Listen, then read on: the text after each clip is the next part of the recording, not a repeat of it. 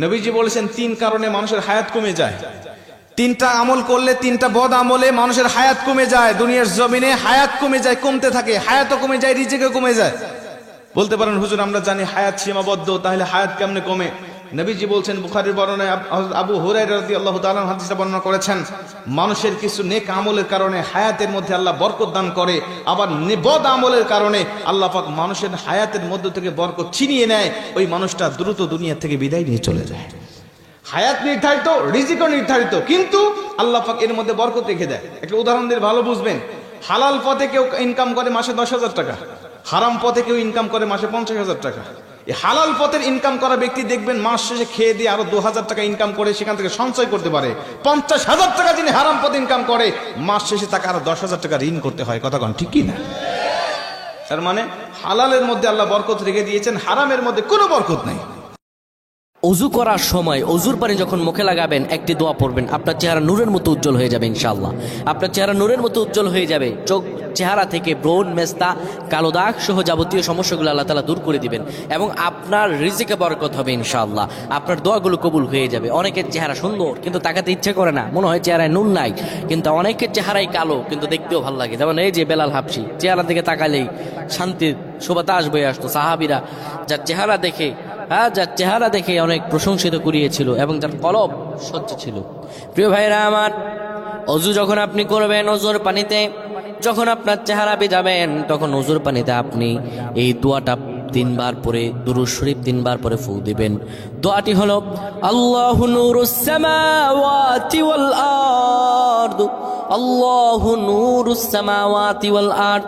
পানিগুলো নিয়ে সেই পানির মধ্যে আপনি ফু দিয়ে চেহারার মধ্যে লাগাবেন। নবীর ছেলে ছিল কয়টা? আঙ্গুল তোলার পরে বোঝা যাচ্ছে না? আমার নবীর ছেলে সন্তান ছিল কয়জন? ছোটবেলাতেই এদেরকে উঠায় নিল কে? বেঁচে থাকে নাই, ছোট্টবেলাতেই ইন্তেকাল। যখন ছেলে সন্তান 3 জন মারা গেল, কাফেররা দুয়া তুললো, নবীর বংশ নির্বংশ হয়ে যাবে। মুহাম্মদ তুমি হলো আবতার, নাউযু বিল্লাহি মিন যালিক। আবতার মানে নির্বংশ, লেজ কাটা। আবতার মানে নির্বংশ, লেজ কাটা। আমার নবীকে নির্বংশ লেজ কাটা বলে গালে দিতে দেরি, কিন্তু কোরআনের আয়াত নাজিল হতে দেরি নাই। আল্লাহ আয়াত নাজিল করে 1.5 কণ্ঠে ঘোষণা করলেন, ইন্না শানিআকা হুয়াল আবতার। আমার নবী নির্বংশ নয়, লেজ কাটা নয়। যারা আমার নবীকে গালি দিয়েছিস তোরাই লেজ কাটা। আমার নবী নির্বংশ নয়, আমার নবী লেজ কাটা নয়। এই দোয়াটা প্রতিদিন পড়তে পারবেন?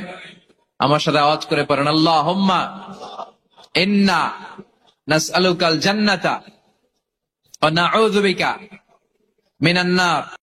এই দোয়াটা প্রতিদিন পড়তে পারবেন? আমার সাথে আওয়াজ করে পড়েন, আল্লাহুম্মা ইন্না নাসআলুকাল জান্নাতা ওয়া নাউযু বিকা মিনান নার। রাগ কমানোর দোয়া, সহিহ হাদিস। ওই সাহাবী যদি এই বাক্যটা পড়ে তার রাগ কমে যাবে। বাক্যটা হচ্ছে আউযু বিল্লাহি মিনাশ শাইতানির রাজীম। বিতাড়িত শয়তানের কাছ থেকে আল্লাহর কাছে পানাহ চাচ্ছি, প্রোটেকশন চাচ্ছি। বলতে দেরি, রাগ থামতে দেরি হবে। আর একটা সবচেয়ে বড় অস্ত্র শিখিয়ে দিচ্ছি, এটা আমি কাউকে শিখাইনি আজ পর্যন্ত, আজকেই প্রথম। আমি আমার জীবনে দেখেছি, এই ওসিলা করে যা চেয়েছি পাইনি এমন কোনোদিনও যায় নাই। আলহামদুলিল্লাহ। যদি আপনার রিজিক হালাল হয়, যদি আপনার আকীদায় শিরক না থাকে, যদি আপনার আমলে বেদাত না থাকে, ইনশাআল্লাহ পাবেন। এরপরেও 2টা কথা আছে, সেটা হলো যদি দেখেন পান নাই না, দোয়া কবুল হয় নাই। এমনও দোয়া আছে যে আমি 10 বছর থেকে করছি এখনো পাইনি, ইনশাআল্লাহ পাবো। তো ইনস্ট্যান্ট সব পেতে হবে এমন নয়। যদি দেখেন পান নাই, তার মানে 3টা বিষয় ঘটেছে। একটা, বান্দা দোয়া করেছে, সাথে সাথে কবুল করা হয়নি, আপনাকে এটা উপযুক্ত সময় দেয়া হবে ইনশাআল্লাহ। 2 নাম্বার, এই যে আপনি আল্লাহর কাছে চেয়েছেন, এর ওসিলায় আল্লাহ পাক আপনার তাকদীর থেকে কোনো বিপদ আপদ ছড়িয়ে দিয়েছেন। আপনি আল্লাহ পাকের তাওহীদের ওসিলা দিয়ে দোয়া করেন। দোয়া করতে করতে আল্লাহকে বলেন, আল্লাহ তোমার তাওহীদের কালিমা লা ইলাহা ইল্লাল্লাহ এর ওসিলা করে তোমার কাছে আমি চাচ্ছি, আপনি পাবেন ইনশাআল্লাহ। আল্লাহর প্রিয় হইতে হইলে নফল ইবাদত করতে হবে। কি কি নফল ইবাদত করে আল্লাহ তাআলার প্রিয় হতে পারে আমি 2-1টি আপনাদের সাথে শেয়ার করব ইনশাআল্লাহ। 1 নাম্বার, আল্লাহর কোরআনের তেলাওয়াত। এটা আল্লাহর বাণী। কোরআন তেলাওয়াত মানে আল্লাহর সাথে কথা বলা।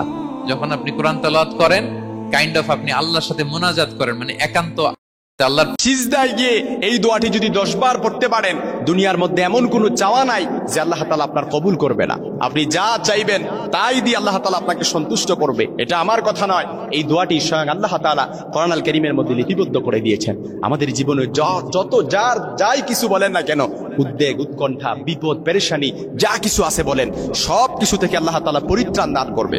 আপনি ঋণের বোঝায় চাপা পড়ে আছেন, ঋণে জর্জরিত আছেন, ঋণ থেকে মুক্তি পাওয়ার জন্য আপনি যদি সিজদায় গিয়ে এই দোয়াটি 10 বার পড়তে পারেন, আল্লাহ তাআলা ঋণ থেকে মুক্তি দান করবে। মামলা মোকদ্দমায় জড়িয়ে আছেন, সিজদায় গিয়ে এই দোয়াটি যদি 10 বার পড়তে পারেন, আল্লাহ তাআলা মামলা মোকদ্দমা থেকে আপনাকে মুক্ত দান করবেন। কেন বললাম?